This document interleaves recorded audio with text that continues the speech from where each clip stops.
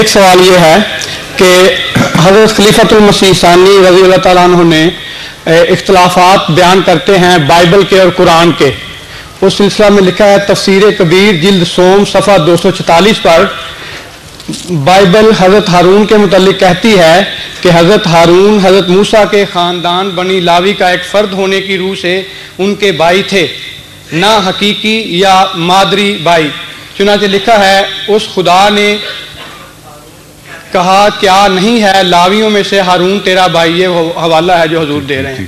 میں جانتا ہوں کہ وہ فصیح ہے.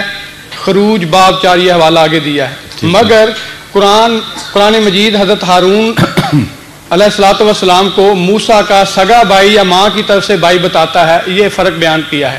لیکن بائبل کا ایک حوالہ جو ہے وہ بھی سگا ہی بھائی بیان کرتا ہے. لکھا ہے عمران نے اپنے باپ کی بہن یوکبت سے بیاہ کیا، اس عورت کے اس سے ہارون اور موسیٰ پیدا ہوئے.